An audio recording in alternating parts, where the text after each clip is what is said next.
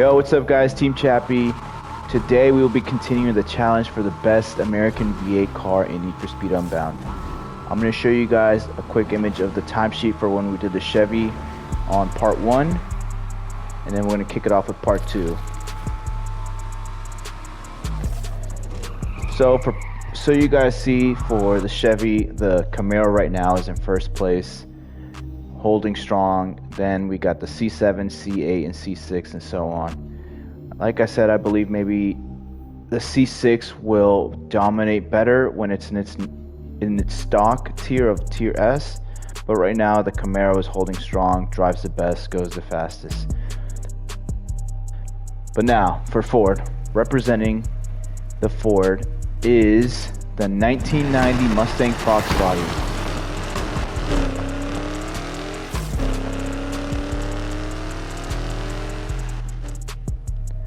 The 2015 Mustang GT Coupe,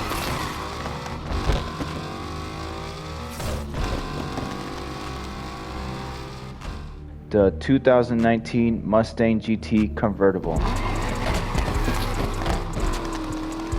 The same rules apply for this. We're going to measure the same as we did for the Chevy. They all need to qualify in A+ tier rating, and they will race on the Lawless playlist. As stated before, I have not mastered these cars with their drive mechanics, but I did my best on getting perfect launches and using NOS at the best time for them to drive the fastest. Let's start off with the Mustang Foxbody. Honestly, underrated for what it costs to buy and what you need to make this car qualify for A+. Super easy, super cheap. It drives great, and honestly, the handling is butter. I had no issues holding on to the car in the grip turns, and the burst NOS is literally like a rocket engine in the back of it. Like, you feel like it changes the drive mechanics right away when you use that burst NOS with this car. It's one of the only few cars that have reached 200+ miles per hour on the Lawless playlist. For sure, I remember none of the Chevys made it even to like 95. But this Mustang Foxbody, starting with that one first, I'm like, oh shoot, this car can go. So overall, the only thing if I were to knock it for something is it's off, like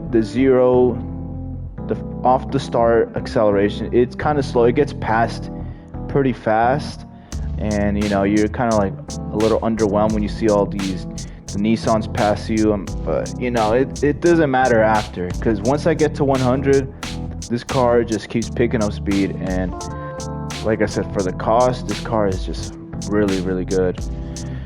I'm gonna show you guys the build deck of how I built this monster. Let me know what you guys think of the Foxbody.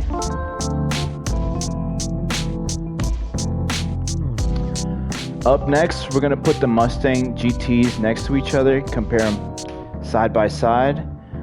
Both of these cars are very comparable. Like, convertible is better in stock specs than it is the coupe, but for this challenge I was able to match the coupe and the convertible in the same 0 to 60 quarter mile, and you know, the same tier rating.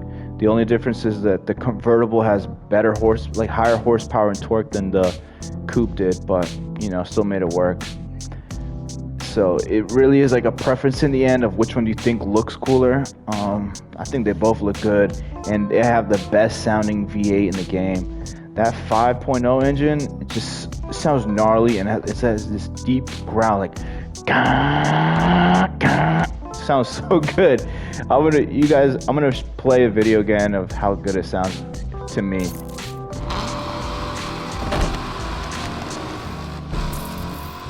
But let's check out the build sheets. Let's check the coupe and the convertible, and let me know what you guys think. So in conclusion, these Mustangs have put up a great challenge against the Chevrolets when we did part 1. I was shocked by the numbers of how far ahead the Mustang was compared to the Chevys. Like, especially compared to the Corvettes. You know, these Mustangs cost way cheaper to build and everything, but I can remember, if I'm remembering now, like, these Mustangs handle better and drive faster. But I don't know if this may be a factor that I've driven the playlist so many times now. I got like super familiar with it that once I was driving with the Mustangs, it was kind of more like muscle memory. Like, okay, this is the best time to use burst nos. Hey, let go of the gas here, drift here. But still, you know, the Mustangs won every time. And maybe the Chevy can redeem it. I feel like the only one that I can redeem an A+ would be the Camaro, and I would have to maybe like sweat it and grind it to beat the Mustangs. But it was actually fun driving the Mustangs. Underrated, don't see them enough, you know. I'm just even more curious now. Once I bump these cars, this challenge, like this series up to S tier, who's really superior? Because now I'm kind of maxing out like the car's potential, and who knows, man? It might get even better for the Mustangs.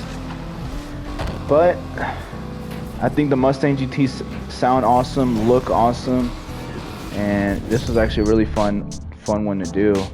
Now stay tuned for the last part where we're gonna use the Dodge family. We're gonna use the Charger and the Challenger. The builds are ready. I just gotta work on finding time to film the races, and that's it. I'll conclude the A+ best V8 and V8 car in the game. But thank you guys so much. I appreciate it. Comment down below what you guys think of the Mustangs in the game, and if you guys have better times than the ones I'm showing on the timesheet. Appreciate it. Thank you.